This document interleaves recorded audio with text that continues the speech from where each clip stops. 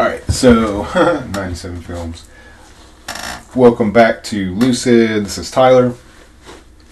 Sorry, it's been a while since I've done either a commentary or podcast, but life, I think everybody understands life. Life gets a little crazy, but things are settling down for me now. Moved into a new studio and just trying to get things back on track. So I thought I would take a step back a little bit. I got a little too ambitious with the types of projects that I wanted to do with the channel for the amount of time that I have right now. So I got inspired a little bit over, I guess it was over Thanksgiving, around Thanksgiving, Christmas time, because you may or may not know if you've been on the channel before. Sorry about my squeaky chair. I'm still getting used to, I need to get some WD-40. But so I'm a writer, and one of my, I guess, role models, mentors, I don't know what you call it. I don't know. Do you have to actually know a mentor personally? I don't think so. I think you can look at someone as a mentor. So, but so Steven Soderbergh is one of mine, and I did not know this, but I learned, over the holidays that every year he publishes his diary, like a media diary, basically like what he's consumed like for the year prior. Which I guess I could just pull it up here, but because it's kind of cool. If you're on this channel or if you're listening to this, then you're a film nerd too, so you won't think that it's that crazy. But Steven Soderbergh, how do we shoot? I should have had this up already, but it doesn't matter. Oh, there it was. I had it media list. So I'm not going to go through his whole list, but here it is. Everything Steven Soderbergh watched and read in 2022. So I thought this was fucking amazing. Because if you know Steven Soderbergh, it's like Ocean's 11. Now I'm going to draw blanks off the... Well, let's go to his Letterboxd. So what I decided to do, I'm already all over the place. So what I decided to do this week, and I think going forward probably, because I don't have time to really do like well thought out video essays and character analysis like I originally intended when I started this. So what I'm going to do, or going to try and do, because I think it's going to work a little bit better for me, at least for the time being, is like my man Mr. Soderbergh, I'm just going to do, or try to do, like a weekly diary of what I've been watching, because I do take my film watching very seriously. As you can see here, I started my Letterboxd last year, and if you don't know what Letterboxd is, let me tell you. So pretty much everybody knows about IMDb, which is pretty standard, or Rotten Tomatoes. I don't have pulled up, but everybody knows what Rotten Tomatoes and I think IMDb is. So Letterboxd, I'm not sure how old it is, because I just found out about it a couple of years ago, but Letterboxd is for the, I guess you would call like the pretentious movie watcher, or like the connoisseurs, like the real, I guess we like to think of ourselves as like real film lovers. So there's only movies on here you can't find, like if you, Game of Thrones or Queen's Gambit, like doesn't matter, prestige TV, you can't find it on here. It's only film. And one thing I think is like really cool about it is the types of, like, since you have like really more film enthusiasts on it, you actually have I know of it, I think there's a couple of actors, like there's some I don't want to say celebrity, but like real artists on here, like Sydney from The Bear, Ayo Idabiri. Let me see, like she's on here. Like, so you can find, there's like really cool people. Yeah, like right here, you see this Taste of Things. This is the woman from the bear. So she's on here and reviews movies, and yeah, you can like donate. It's really cool. I think, you know, if you're into film, definitely check it out. And you can friend people and follow them and like their reviews. So it's kind of neat. So I don't really have many followers. So yeah, follow me on Letterboxd. So yeah, that can be my new goal for. So there's this guy on here. This guy, he has a really great podcast. So I don't.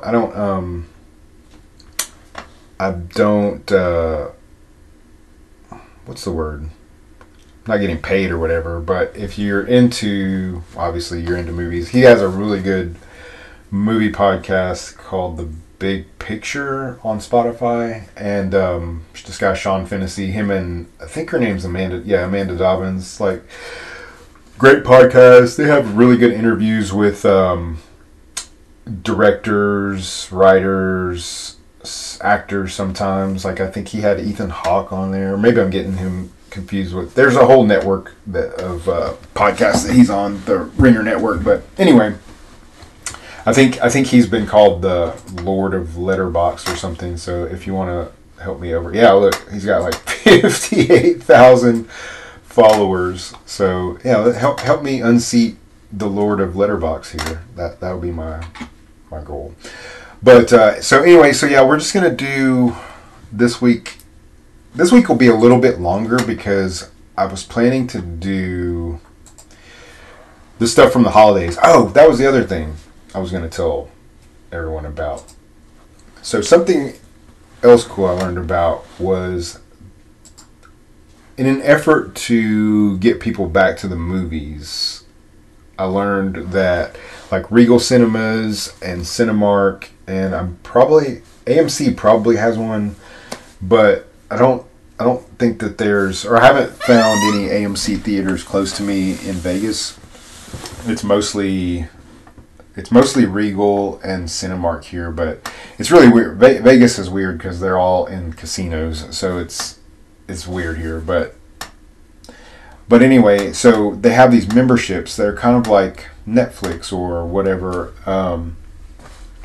So you pay, it's like $20 or $25 a month. There's two different levels at Regal. And so you pay like $20, and then it's unlimited movies. You do pay there is one, it's like a super minor catch, but the first time I ordered a ticket, I was like, what? So it's $20, and then it's literally unlimited movies. I think one day I went and saw like three. I saw, I saw like 3 movies in one day. So you can literally, you just go on the app, you pick your showtime, pick it out, and if you have the membership or whatever, you pay like 50 cents, I think, for a transaction fee. But then when you get to the theater, you just scan the little barcode, and that's it, and you're good. And so, like I say, Regal Cinemas has it. I'm sure AMC probably does, and then Cinemark does too as well. So very, very cool deal, I thought, and smart on their part to try and get people to go back to the movies more. But so I saw a shitload of movies over the Thanksgiving and Christmas holidays, and so this episode, or yeah, I guess episode will be a little bit longer. I'm not going to go in depth on any of them, because you can see I haven't even really rated a lot of this stuff, because this is something I'm kind of weird when it comes to critiquing like other people's art. I think I hate, like, if it was up to me, like, I would just rate all these things 5 stars, because, like, who gives a shit, really?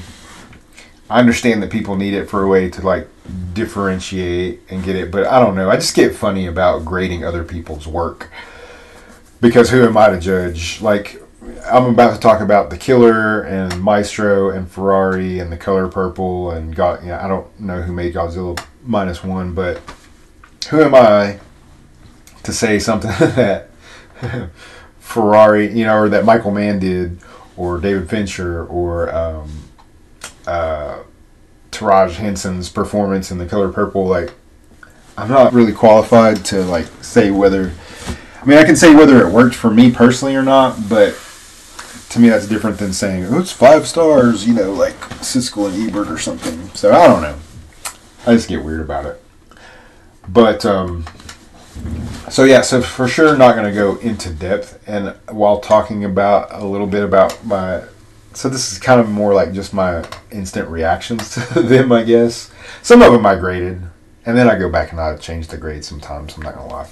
Like, not a lot, but like I've bumped stuff like a half a star.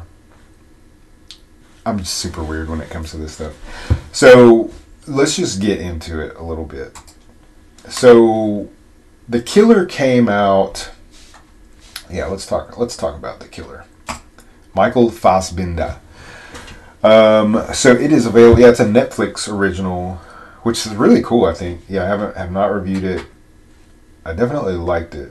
There's not much information on it here. So I'll pull up. Oh, yeah. So, yeah, directed by David Fincher. This one, I remember, is based on a French graphic novel of the same name. I had never heard of it or anything, and it's really strange to me. Well, I don't know why it's strange to me, but I don't know. I just think it's kind of cool that David Fincher, who is this epic, like, if you're not familiar with David Fincher, let's just run down his IMDb real quick so you can see who we're talking about. Oh yeah, we want director. Okay, just run off some of his real quick. All right, so Seven, 1995. The Game. I don't think a lot of people remember this movie. It's really good with Michael Douglas. Super rich guy is put in this game to like teach him lessons about how he's too detached, basically. But really good. Fight Club, legend. Panic Room, Jodie Foster, amazing. Zodiac, Robert Downey Jr.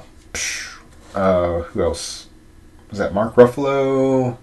Really, really good. I mean, amazing movie. I mean, all this guy. All right. I was about to say all of his movies, but Curious Case of Benjamin Button. I probably need to revisit it. It actually got 7.8 on IMDb. So maybe. Why do I remember people saying it sucked?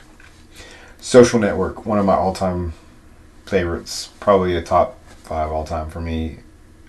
I honestly prefer the other version, the Swedish version of The Girl with the Dragon Tattoo, but Fincher's is awesome. But you can see, I'm just giving you, like, you know, the CV of David Fincher. So pretty much everything he touches, like, whether you vibe with David Fincher or not, like, I don't think there's any arguing that he's, like, one of our elite filmmakers. So, like, this movie's definitely not for everyone. It's literally... So, yeah, here's the logline. After a fateful near miss, an assassin battles his employers and himself on an international manhunt he insists isn't personal. So, I'm not going to get into, like, spoilers, obviously, on any of these because I want people to go watch them, or at least most of them. But this one, I thought it was excellent. Like, if you can get into this, it's a psychological thriller basically, because you're spending. So essentially, what happens is like the line said, Michael Fassbender plays this like really grounded. What's the word? Like, routine-driven assassin who, from what it appears like, has been at it for at least a decade, right? I mean, it's his job. And essentially, like, this is all, like, within the first 15, 20 minutes. So he's setting up for this hit in Paris, and it goes wrong. And he's not used to things going wrong, clearly. But he handles the fuck up on the job okay, right? But it's when his employer has to deal with the repercussions from the client. And so there's a little retribution against Fassbender's girlfriend, I guess, and then that's it, right? That's the catalyst, and that sets him off. Like he's got to deal with the employer and deal with the client. So it's in a way it's a little bit of a detective story, or I mean not detective, but he has to track them down, right? Like this is a business where you don't deal face to face, like, so he's got to get to, like you can see on the screen now, like it's kind of flashing through the making of, like there's I should not have looked up. I got so distracted by that and forgot that, because they're talking about David Fincher, not just this movie. But anyway, so it's a bit of a detective story, and so he's got to track down. I mean, he's got to get to his handler. Then he's got to find out who the client is. There's just a lot of that. But the thing that makes this exceptional for a hitman movie, basically, or a revenge flick, is David Fincher's style, right? The way that he shoots things. Like, I'm planning on doing a top 10 scenes of 2023, and there are a couple candidates in this movie for just the way that it's all about precision, right? Like that's a big theme in this movie, is routine and precision, and like I think you see that in the shooting. You see that in the way that Fassbender carries himself as a character, and and I'll say which scene I'm thinking about, because it's early on too. It's right after the hit goes wrong and he is escaping, and it's just the sound design, the score, the camera movement, like the Fassbender's form. It's literally a guy on a scooter in Paris at night, but it's super tense, and it's like, I don't know, it's just pretty amazing. And that's just one example, but there's loads of that through the whole film. I mean, it's just the way that Fincher operates, and it seems like, to me, I was going to say, never mind, scratch that. I was thinking that they had worked together before, and maybe they have, Fassbender and David Fincher, but maybe not. No, they haven't. Okay. No. So never mind, scratch that. But anyway, so yeah, that's it. Really, that's all I want to say about it. If you don't know Michael Fassbender, he's excellent. He's also one of my favorite actors. He doesn't do very many movies because, check this out. This is so weird. I think he's like a race car driver most of the time. Like, he's into race car driving, like literally like IndyCar style driving is his thing. So when he's not doing that, he makes badass movies. So yeah, so The Killer's on Netflix. Like I say, it's not for everybody. It's very cerebral, psychological, lots of voiceover narration. You're in his head the whole time. But if you're a fan of Fincher, you've probably already watched it. And if you haven't, but if you don't know David Fincher or his films, and you just like, really good solid action, like good pacing, like good cinematography, can't go wrong with this one. All right, so what's next? Back to the diary. Let's see. Maestro. I don't know why. Okay. Another Netflix movie. Netflix is crushing it. All right. A portrait of Leonard Bernstein's singular charisma and passion for music as he rose to fame as America's first native-born, world-renowned conductor, all along following his ambition to compose both symphonic and popular Broadway works. Oh, I know why I had IMDb pulled up. because they have better pictures. But maybe, let's see, does this? Yeah, this doesn't really have pictures. No. All right, so we'll go back here. Yeah, the one thing, I still use both. That's so weird. I'm so weird with movies, people. Because IMDb is more geared towards the industry. So, like, see that, like right here, they have a pro version. So the pro version, like people who, actors and writers, you can find out who, like what agencies represent which actors, like people have. It's really weird when you see like the pro version. There's like star meters and like who's hot. I don't know. It's really weird behind the scenes. Hollywood, I can see like how it could eat people alive. It's kind of toxic. But Maestro is one of my favorites of the year. Written and directed, I think, by Bradley Cooper. I was trying to, let's see. Let's go back. That's another reason IMDb is better, like, for information. Yeah, okay. Directed by Bradley Cooper, written by Bradley Cooper and Josh Singer, starring Bradley Cooper and Carey Mulligan mostly. So, I had heard the name Leonard Bernstein. If somebody had just told me, "Hey, do you want to watch this movie about Leonard Bernstein?"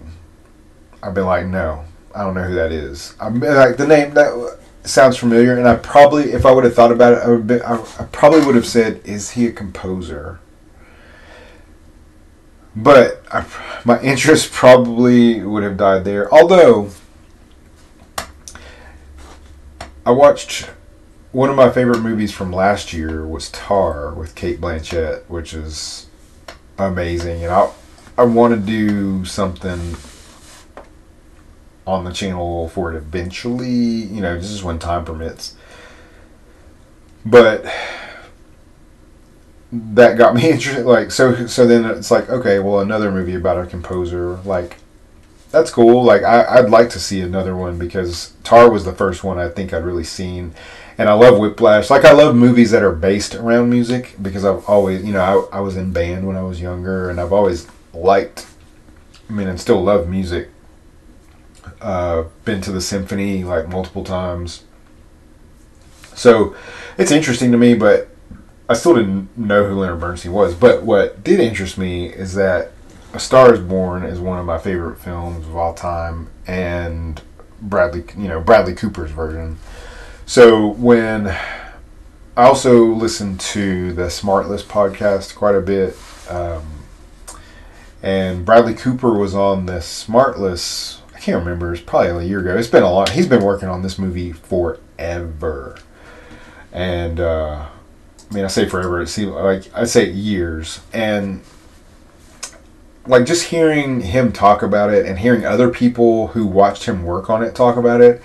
Like, I've heard Carey Mulligan in an interview when she was trying to find a better picture of Carey. So when he was trying to get her involved in the project, he called her in character. I was like, how crazy. I love how crazy that is, but like, just the commitment level, like, to, look at this movie. Like, to me, this is like cinema. You know what I mean? Like, that sounds so pretentious to say that, but like, but I get it. Like, when I first started, like, really getting into film, like, I've always loved it. Like, my whole life, I've always watched movies, like, shitloads of movies. But I think, like, in the last couple of years, really since around the pandemic, I guess, you just take that extra step into things, like, you just get a little bit deeper, and kind of like, with anything, people do it with wine. Like, one day you just kind of like red wine, and then the next day you're like, oh, this one has hints of raspberry, or or whatever. And so it's kind of the same thing for me. Like, I think my tastes have just kind of evolved like quite a bit. I still love, MCU movies, and I still love, I mean, the Fast franchise has left me, I'm afraid, but you know what I mean? Like, it's not like I only watch certain films, but just, I don't know, I get so much more enjoyment out of movies like this. Like, I think when I was 20, I never would have watched Maestro, and like now I've watched it multiple times, and I think what I've heard some different reviews about it. People had some problems with it, specifically with Carey Mulligan's character, which I didn't really. I mean, I guess we should just say what it is. So it's basically It's a biopic. This is the year of the biopic, right? And we've got at least two more to cover, because there's this one, and then there was the Iron Claw, which was a biopic, and then there was also Ferrari. So I don't know. It's a lot of biopics, but they were all good, like in their own way and for different reasons. But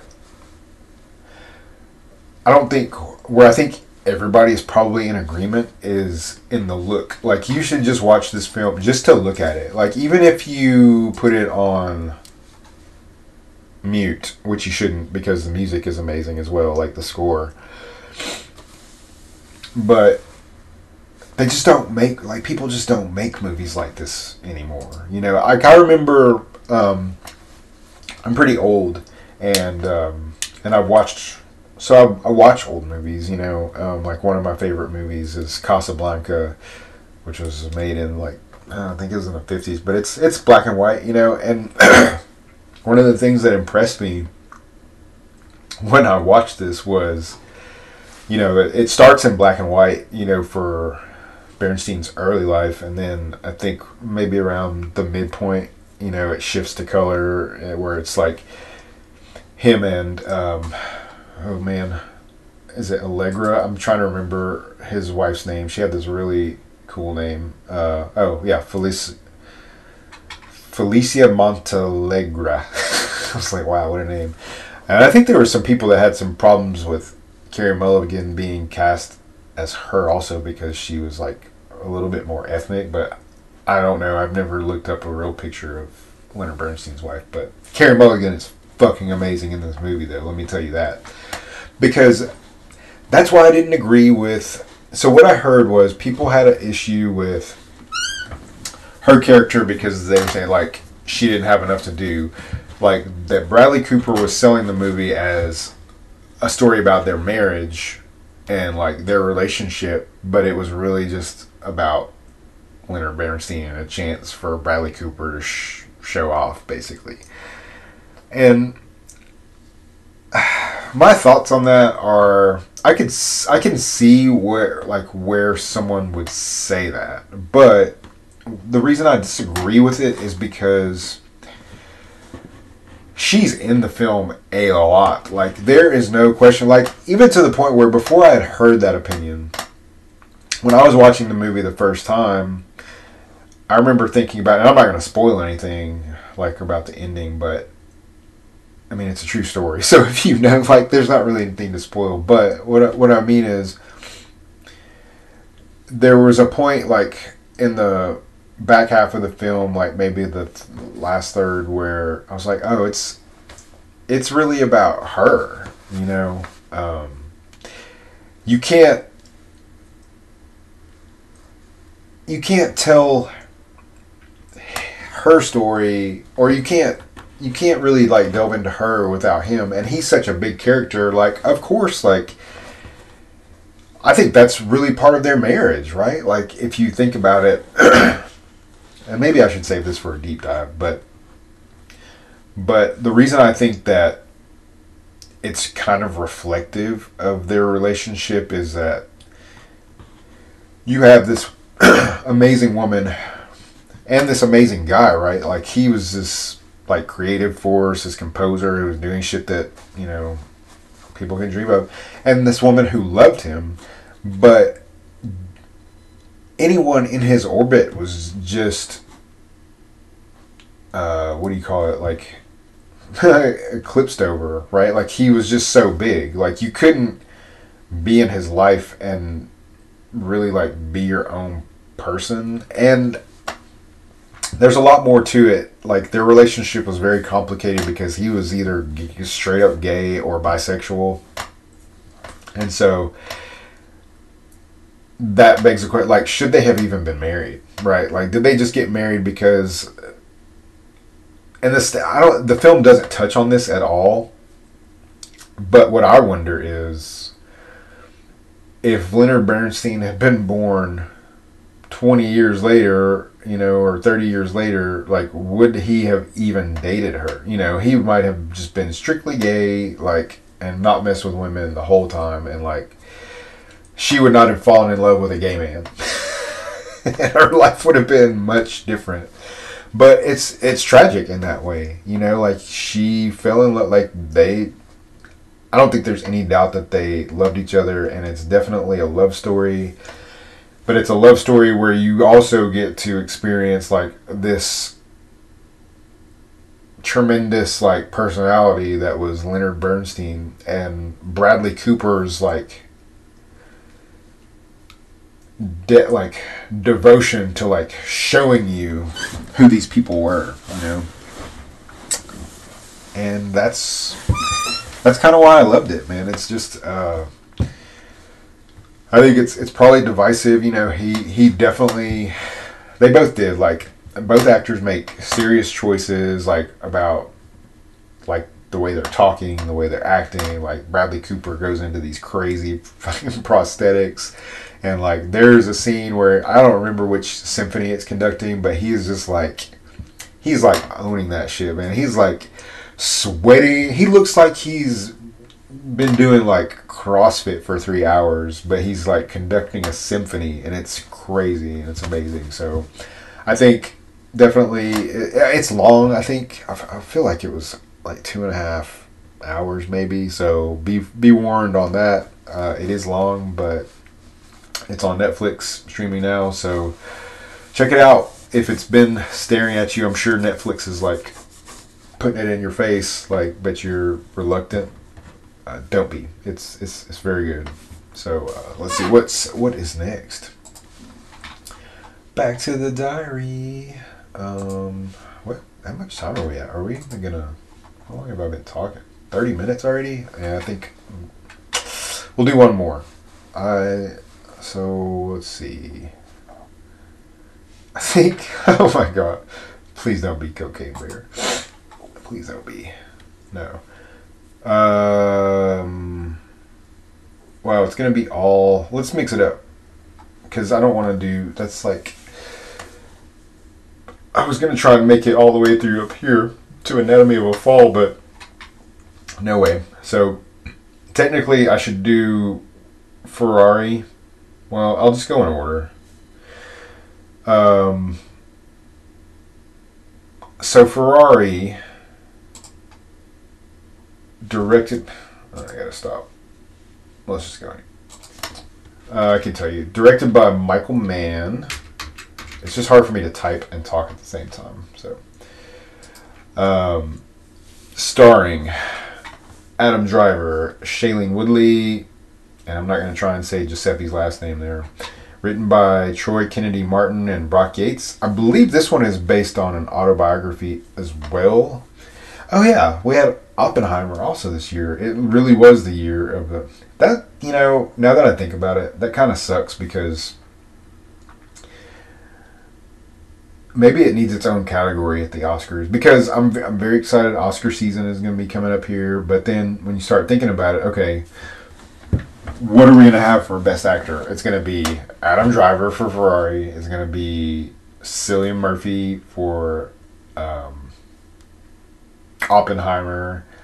Jeremy Allen White for The Iron Claw. It's like all these people, it's all biopics. It's like, it's kind of boring, like, when you think about it like that. Not that any of the movies are not good, but just, I don't know if that's what it ends up being, is like 5 different actors doing bio. I don't know. It's just kind of meh.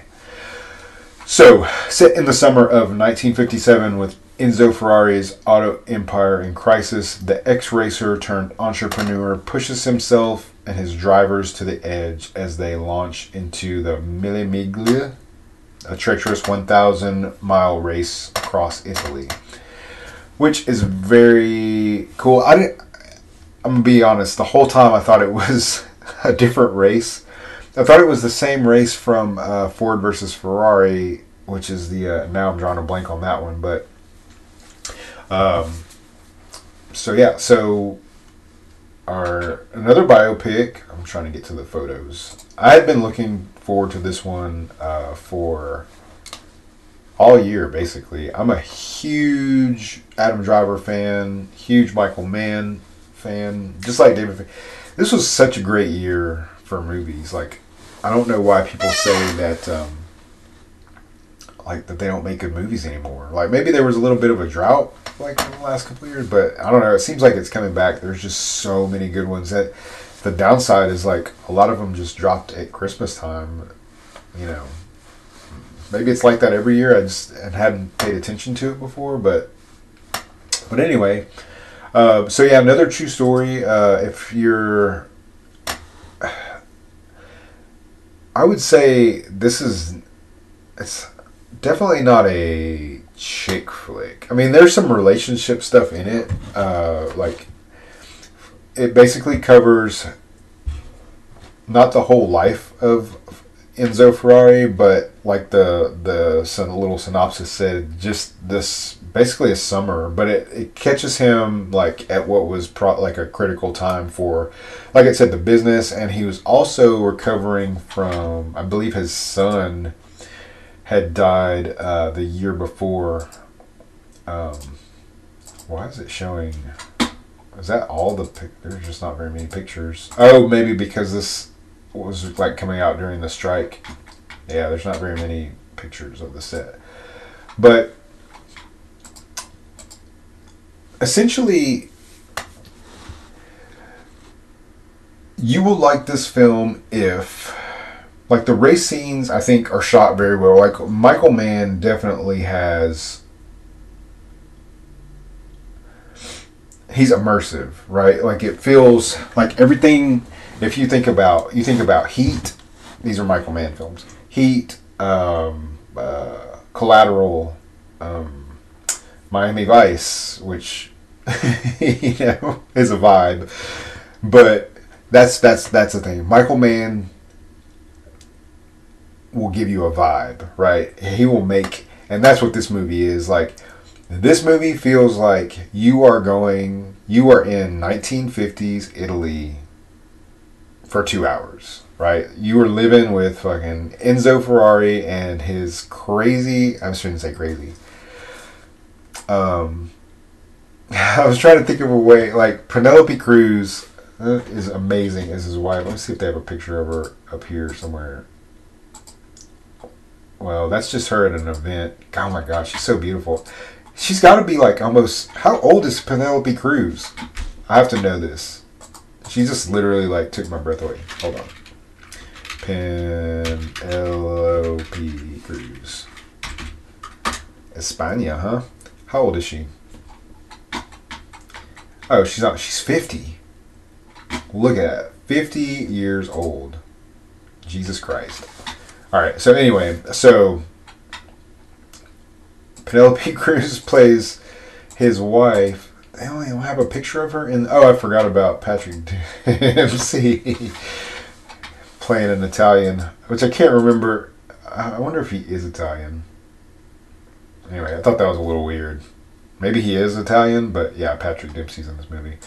Yeah, I was trying to find. This is all from Red Carpet. I was trying to find some actual on-set pictures, but so yeah, Penelope Cruz plays his wife, and their oldest son, dies. It seems like about a year before the film. This kind of shows her. So like you see him, like she's in black, like she's very depressed. I don't want to say crazy, but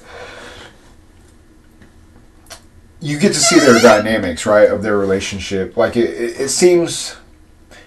Oh, and Shailene Woodley plays his mistress, I guess you would say. So their son died a year before. The company's in financial trouble. Like it's about to go bankrupt, but he's very committed. Like Ferrari is very.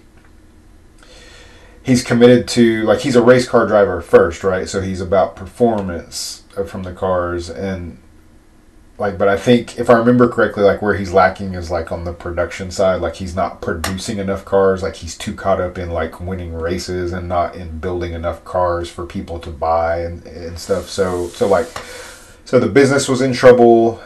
He has his mistress, his wife, like obviously like is having her own issue. Like her son died and her husband's like cheating on her.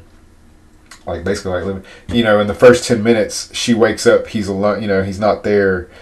I think this is like maybe the first scene, and Ferrari is at his mistress's house, played by Shailene Woodley, and he's like trying to get home before his wife wakes up, but he don't, and she shoots at his ass, right? So it's like that's their dynamic, which there was a time where I like that's kind of hot. But it's super toxic. So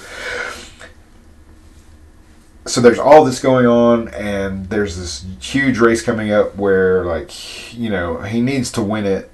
He needs a win, or like the company could go under. So in a lot of ways, like, I think if you were gonna do a what do you call that? Like a double feature. A good double feature for this, which maybe I'll try it myself one day, would be Ford v Ferrari, and then Ferrari, or maybe just Ferrari and then Ford v Ferrari, because this probably takes place before that one, because this is in 57. So Le Mans, that's the one that the other movie was about. Yeah, so that'd be a good double feature. Do Ferrari, and then if you're into cars, obviously I am, but and then follow it up with Ford versus Ferrari. So anyway, super immersive, and like I say, like you kind of have to be into a couple of things to like really, like, you have to, like, if you're into period pieces, you're probably good. If you want to spend 2 hours in 1950s Italy, because the sets are beautiful, like it's shot beautifully. If you're into like the racing scenes, I think the racing scenes are done really well. Adam Driver is in his bag, like just killing it. Like, I mean, his accent might wobble like here and there, but I didn't really notice it. And he's like I don't know if he's in a fat suit or something, but he's like, just this whole, it's all about buy-in, right? It's just like, the last one we were talking about with, shit, I've already forgot. What was the last we were talking about?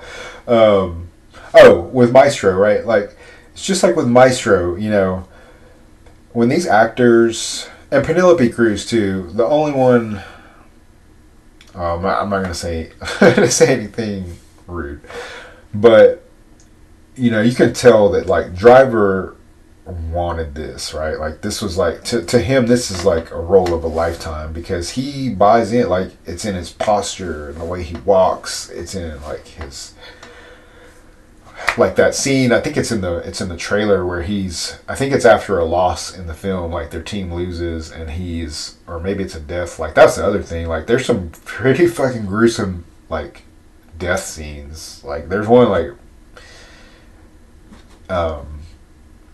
right near the beginning of the film, but it's just like, it was very unexpected for me.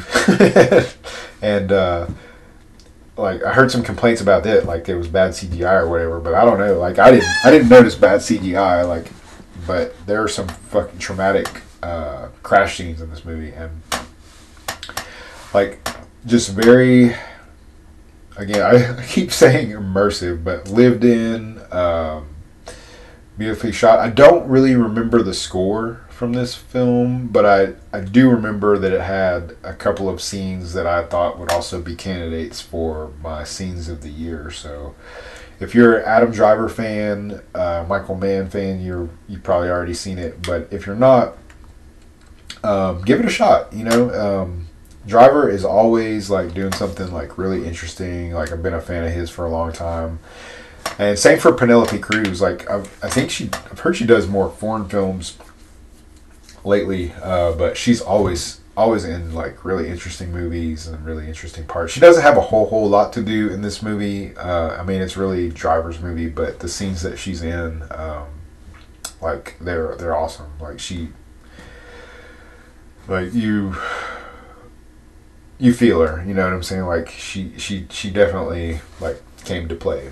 So I think I wanted to do more than that, but like I already are pushing almost 40 minutes. And we covered The Killer, The Maestro, and Ferrari. And I really am leaning towards. I think I'm gonna go ahead and put.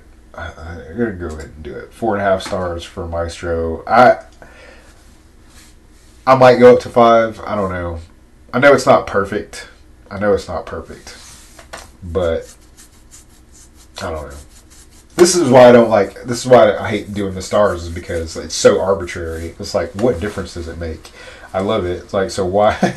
It's just, I don't know. It's because it's on Letterboxd. It's because it's there for people to see, and like you have to rate stuff.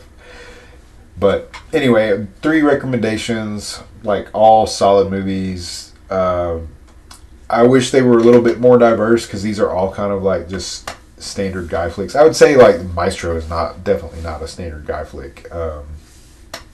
But the other 2 more are, I would say, a movie about kind of an asshole, hardcore entrepreneur who builds fast cars and has a mistress, and then the other one's a psychological thriller about an assassin.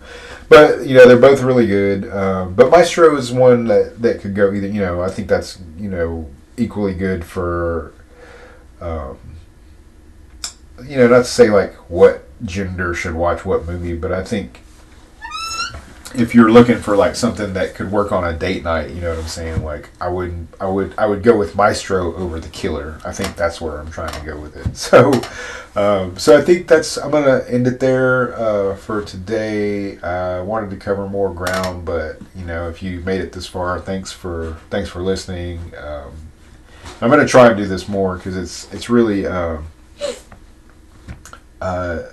I just love talking about movies with you guys. So, and and I meant to say, about to hit 1,000 subscribers. Thank everybody so much. Sorry, the altitude in Vegas is like kind of messing with my sinuses a little bit, so I'm like, I've been stopped up. But yeah, thank you so much. The road to 1,000 has been crazy. And it's it's a huge milestone. It's that monetization milestone, and it kind of lets you know that you're legit. At least you're still tiny, but you came to play. YouTube, carve out your little space. So thanks again, and I'll try to come back. If I'm just doing it this way, where I don't have to spend a whole lot of time doing prep, which is. I just don't have a lot of time, but I still like staying engaged with the channel and movies, and I'm trying to I'm trying to compete with Steven Soderbergh this year. So as you can see, I'm getting my movies in. Sometimes here's two a day, and they're so trying to do my part in consuming. So hopefully I'll be back before next week. So today's Sunday, so I'll try and have another episode up next Sunday. And until then, take care, and I'll talk to you next time.